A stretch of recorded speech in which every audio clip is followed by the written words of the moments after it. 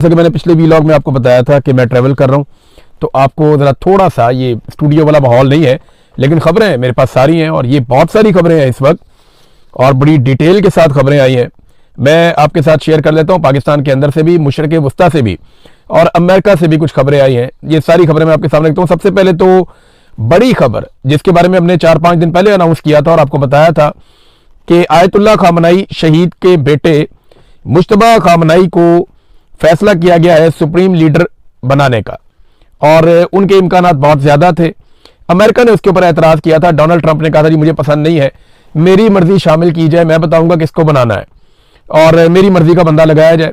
Donald Trump को पसंद नहीं था, लेकिन इसके बावजूद अनाउंसमेंट हो गई है कि मुश्तबा खामनई, अब जिन्होंने एक हफ्ते के अंदर अपने वालिद को खोया, अपने बच्चों को खोया, अपनी बहन को खोया, अपने बहनोई को खोया और अपनी वालदा को खोया, इनका बहुत नुकसान हुआ और इनकी फैमिली ने बड़ी कुर्बानी दी है। तो मुश्तबा खामनई को अब बना दिया गया है ईरान का नया सुप्रीम लीडर और इनके ऊपर एतराज अमेरिका ने किया था, डोनाल्ड ट्रंप ने किया था। देखिए पाकिस्तान में और ईरान में कितना फर्क है। वहां पे एक सेक्रेटरी ऑफ द स्टेट का लेटर आता है जिसे साइफर कहते हैं और उस साइफर के बाद इमरान खान की हुकूमत गिरा दी जाती है। सेक्रेटरी ऑफ द स्टेट को 1 टके की औकात नहीं है और उसके एक लेटर के ऊपर पाकिस्तान के जर्नैलों की हवाइयां उड़ जाती हैं और जनरल बाजवा को मौका मिल जाता है कि चलो मेरी एक्सटेंशन का मामला बन गया, जो मैं चाहता था वो हो गया, अब ये मेरे पास साइफर आ गया तो इसको दिखा के मैं जर्नैलों को काबू करूंगा और इमरान खान की हुकूमत गिरा दूंगा। और फिर इमरान खान साहब का रजीम तब्दील कर दिया गया, हुकूमत गिरा दी गई। ये किया गया एक सेक्रेटरी ऑफ द स्टेट के साइफर के ऊपर, उसके हुक्म के ऊपर। दूसरी तरफ अमेरिकी सदर खुद कह रहा है कि यह बंदा पसंद नहीं है और वहां पे ईरान ने उसी बंदे को दौरान जंग अटैक हो रहे हैं, लगातार हमले हो रहे हैं और तारीखी नौयत के अटैक हो रहे हैं इस वक्त ईरान के ऊपर। इससे पहले कभी इतने खौफनाक अटैक नहीं हुए थे। मगरबी मीडिया के मुताबिक ईरान के 80% फिजाई दिफाई निजाम को तबाह कर दिया गया है। तेहरान में वाक़े शहरान फ्यूल डिपो पर कल हमला किया गया, महरबाद एयरपोर्ट को निशाना बनाया गया है। आज़ादी स्क्वायर में जो है वो अड्डा जो है वहां पे वो भी जल रहा है। फौज के मुतअद्दिद जो अड्डे हैं उनको तबाह किया गया है और इसके अलावा पासदाराने इनकलाब का हेडक्वार्टर मलबे का ढेर बन गया है और 17 जहाज मगरबी मीडिया के मुताबिक उन्होंने डबो दिए ईरान के, लेकिन इसके बावजूद ईरान झुका नहीं। उन्होंने कहा नहीं, हमारा सुप्रीम लीडर कौन होगा इसका फैसला हम करेंगे, अमेरिका फैसला नहीं करेगा। तो पाकिस्तान में तो इंपोर्टेड हुकूमत आ गई थी ना, और तब से लेकर अब तक हमारे पास एक अर्दली वजीर आजम है जो जहां पे जूता देखता है, कीमती जूता देखते ही पॉलिश शुरू कर देते हैं।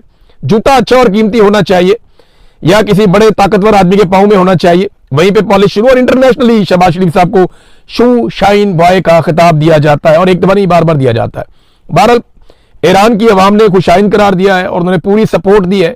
बहुत सारे ऐसे ममालिक जो ईरान के हमायती हैं उन्होंने भी मुश्तबा खामनई के मामले में पॉजिटिव रिस्पॉन्स किया है। अमेरिका को यह बिल्कुल पसंद नहीं आया। नाज़रीन, अब तेल की कीमतों पे आ जाए। आलमी मंडी में $100 से क्रॉस कर गई हैं। जब मैं ये वीडियो रिकॉर्ड कर रहा हूं तो इस वक्त $104 फी बैरल आलमी मंडी में तेल की कीमत है। अब अमेरिकी सदर डोनाल्ड ट्रंप कहते हैं कि ये वापस कम हो जाएंगी। ये तो हम थोड़े दिनों में मार कुटाई करेंगे ईरान की, हम उनके एटमी असासे खत्म कर देंगे और चीजों को खोल देंगे और सारा कुछ नॉर्मल कर देंगे। आबनाए हुर्मुज़ को भी हम खोल देंगे। मामला यह है कि आबनाए हुर्मुज़ में अमेरिकन अपने शिप ही ले जाए कम से कम। वो दुनिया के मालिक को कहते हैं कि अपने शिप वहां से गुजार लो, कंपनियों को कहते हैं कि अपने शिप वहां से गुजार लो, जबकि अपने शिप जिनके ऊपर हथियार लगे हुए हैं उनको आबनाए हुर्मुज़ से दूर ले जाते हैं। रीजन क्या है? अमेरिकन अच्छी तरह समझते हैं कि यहां पे खतरा है और ईरान सचमुच मारेगा। लिहाजा डोनाल्ड ट्रंप को लगता तो है कि वो ये बंदिश खोल देंगे, लेकिन ईरान ये कह रहा है कि हम इस लड़ाई को लंबा लेकर जाएंगे। बल्कि ईरान के अंदर से उनकी हुकूमत ने कहा कि हम इस लड़ाई को वहां तक ले जाएंगे जहां तक डोनाल्ड ट्रंप का मिड टर्म इलेक्शन आ जाएगा और मिड टर्म इलेक्शन में डोनाल्ड ट्रंप इबरत का निशान बन जाएगा। हम इस लड़ाई को वहां तक ले जाएंगे। तो डोनाल्ड ट्रंप ने कहा कि तेल सस्ता वापस हो जाएगा और वो लोग बेवकूफ हैं जो ऐसा नहीं समझते। तो पता चल जाएगा, वक्त बताएगा बेवकूफ कौन है और नेतन्याहू की बातों में कौन आ गया। अमेरिका ने एक बड़ा हुक्म जारी किया है सऊदी अरब के हवाले से और याद रखिएगा ये बहुत बड़ी डेवलपमेंट है, छोटी बात नहीं है। अमेरिका ने कहा कि सऊदी अरब से तमाम अमेरिकी सफीर या सफारती अमला जितना भी है वो सारा निकल जाए फौरन। इसका मतलब आप समझते हैं, ये आखिरी ऑप्शन होता है कि अब बड़ी जंग शुरू होने लगी है, सफीरों को भी निकालो यहां से। नॉर्मली वो क्या करते हैं, अपने शहरियों को कहते हैं आप निकल जाएं, नॉर्मली वो क्या करते हैं, अपने खास लोगों को कहते हैं आप निकल जाएं, और जो सफारती अमला है वो मौजूद रहता है। लेकिन अमेरिका ने सऊदी अरब के अंदर अपने सफारती अमले को भी कह दिया निकल जाओ। ऐसा लगता है कि उनके दिमाग में कोई बड़ा खेल चल रहा है, कुछ बड़ा वहां पे होने जा रहा है। देखिए अब अमेरिका चाहता क्या है, इसके ऊपर मैं आपको यहां पे एक स्टेटमेंट निकाल के देता हूं, और ये बाकायदा अमेरिकन कह रहे हैं, अपने मुंह से कह रहे हैं कि अरबों को इस लड़ाई में शामिल होना चाहिए। अमेरिका अकेला ईरान से नहीं लड़ सकता, ये अमेरिकी हुक्मरान कह रहे हैं। और यहां पे जो स्टेटमेंट है मेरे पास, ये स्टेटमेंट सेनेटर लिंडसे ग्राहम ने दिया है, जो डोनाल्ड ट्रंप के बहुत करीबी साथी हैं। वो ये कहते हैं कि अमेरिका अकेला ईरान से नहीं लड़ सकता, अब अमेरिकी इत्तेहादी अरब मुल्कों को भी लड़ना पड़ेगा। मैं अरब दोस्तों को कहता हूं कि अमेरिका ने ईरान को मारा है और ईरान ने अरब मुल्कों को मारा है। क्या अरब मुल्कों ने भी ईरान को मारा है? नहीं। तो अब यह काम करना होगा, वरना अमेरिकी इत्तेहादी मुआहदे आपको नहीं मिलेंगे। अब अमेरिका यह चाहता है कि अरब ममालिक इस लड़ाई में उतरे। अरब मुल्कों ने आखिरी लड़ाई कब लड़ी थी, आपको याद है?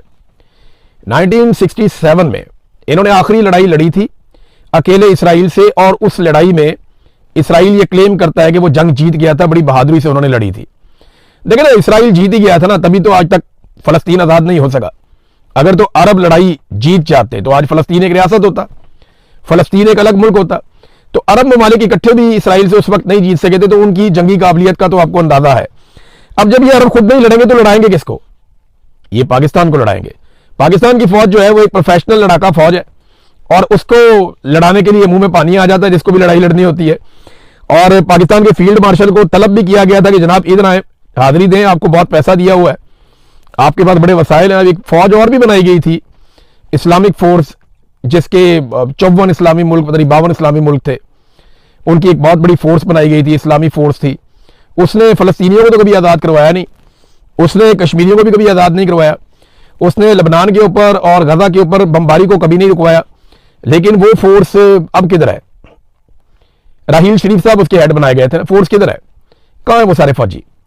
और अब पाकिस्तान के बारे में ये दावे किए जा रहे हैं कि खबरें आ रही हैं, अभी इसमें कंफर्मेशन नहीं है, कि पाकिस्तान 1 लाख ट्रूप्स भिजवा सकता है अरब ममालिक की हिफाजत के लिए, खास तौर पे सऊदी अरब की हिफाजत के लिए। तो ये एक बहुत बड़ा सौदा होगा सऊदी अरब और पाकिस्तान के बीच में, क्योंकि ये कहा गया कि सऊदी अरब पर हमला, पाकिस्तान पर हमला।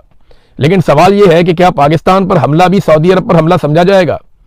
क्या अगर कभी पाकिस्तान की भारत से लड़ाई होती है तो सऊदी अरब अपना तेल, अपने वसाइल, अपने ज़खायर, अपना पैसा इस लड़ाई के अंदर झोंक देगा? जैसा कि पाकिस्तान से ये तवक्को की जा रही है कि पाकिस्तान ऐसा करे। मेरा